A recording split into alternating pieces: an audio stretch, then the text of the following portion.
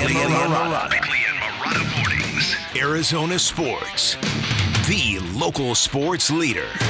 Bickley Blast. Hallelujah! The Cardinals returned to relevance on Sunday for one big reason. Kyler Murray, the guy that wears number one, the former number one overall draft pick. But if you are expecting a return of the former quarterback who frustrated NFL defenses and polarized the Valley, you are going to be surprised, and hopefully in a really good way. Because I spoke with a friend of Murray's earlier this week, and he told me that looking back, he is astounded at the personal growth and the difference in Murray from his early years in the NFL, which is to say, all of the good stuff you're hearing about Murray's development as a leader and as an engaged teammate is very real. It is not just stuff he's doing to impress his new bosses. It is the inevitable maturity of a kid who grew up in a bubble and on a pedestal, the child king of Texas football, a kid who had to see the world from the other side of the tracks. And that's what this injury did to Kyler Murray. It took football away from him for the first time in his life, and until then, everything seemed so easy, including not losing a football game in high school and playing two sports at a very high level in college. So sorry, haters, it is time to get stoked over Kyler 2.0, and not just the player. I'm talking about the man and not the boy.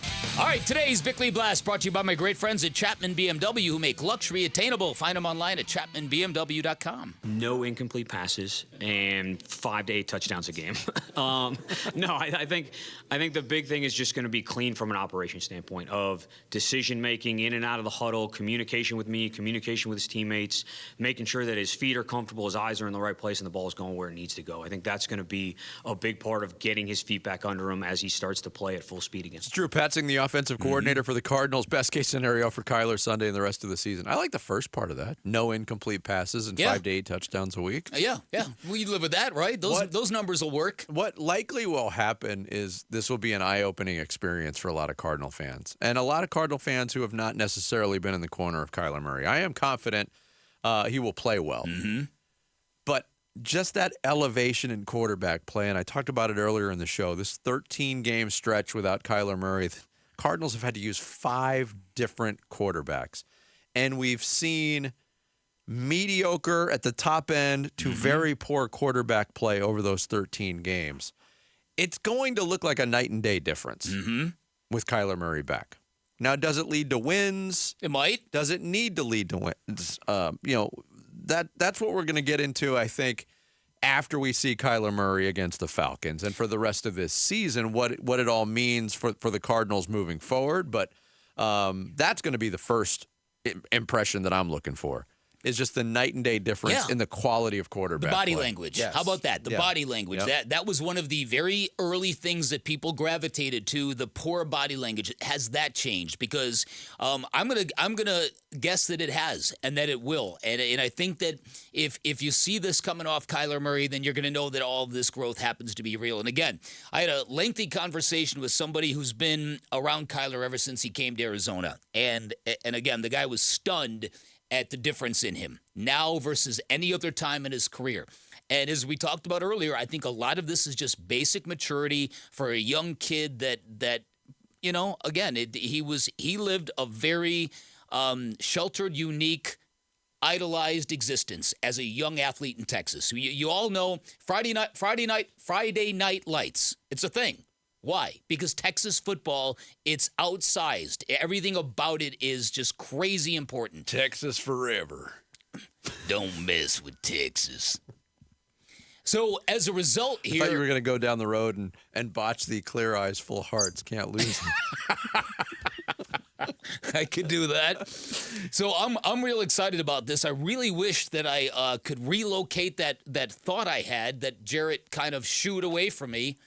Flew away like a butterfly, and I can't find it. From 19 minutes ago. Yeah, from 19 minutes ago. We were talking about Drew Petzing saying they're not going to change up the game plan. Hold on. Excuse me, Sarah. Yeah. We need to go to break.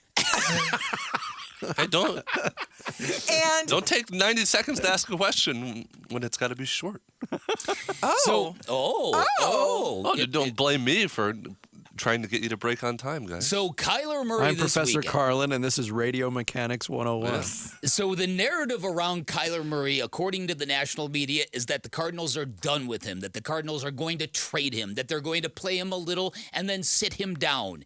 And right, so there's all of this stuff in the air, and I don't think it's even remotely close to being accurate because I do think Jonathan Gannon, Drew Petzing, Monty Ossendorf.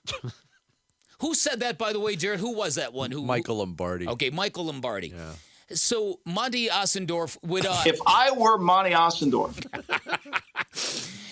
I think they all look at Kyler Murray and they're all like, "What's wrong with this kid?"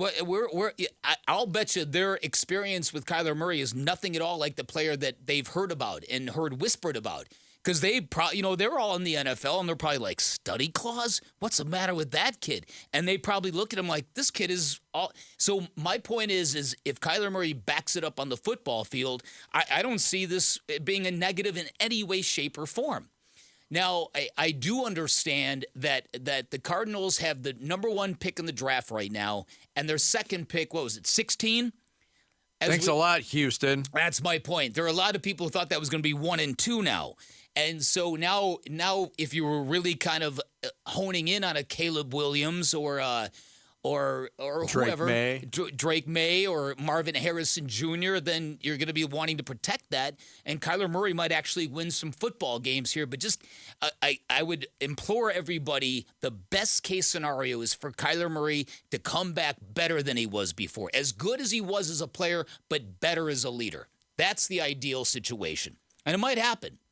It might. Again, we don't have a full picture of what the Cardinals' mindset on Kyler Murray is future-wise going into this. Like, this is the now.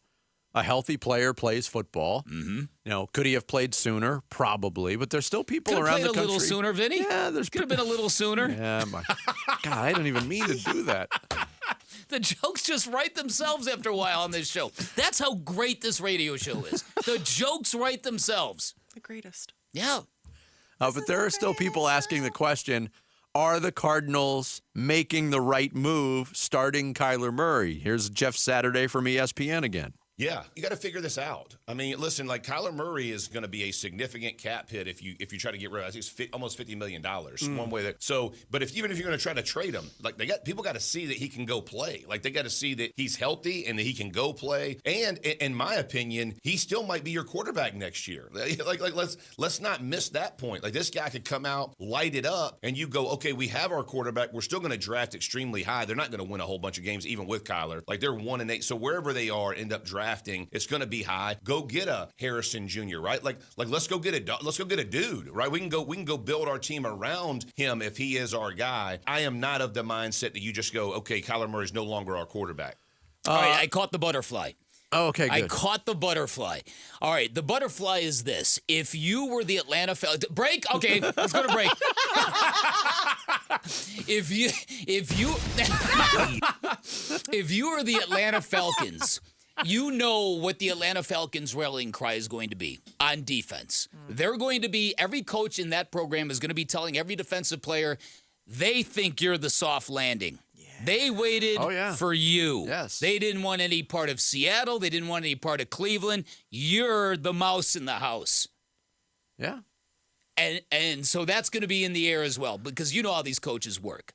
Yes, and on the Kyler Murray front, we've seen a lot from Kyler Murray in his career. We've seen him win Offensive Rookie of the Year, 2 Pro Bowls, some amazing individual plays, some unbelievable moments and comebacks. But what we haven't seen yet, and we will see Sunday for the first time, is Kyler Murray take his first snap in a real NFL offense. Yes. That's what we're going to see. Right. Look at that. Framing it up like a carpenter, Vinny.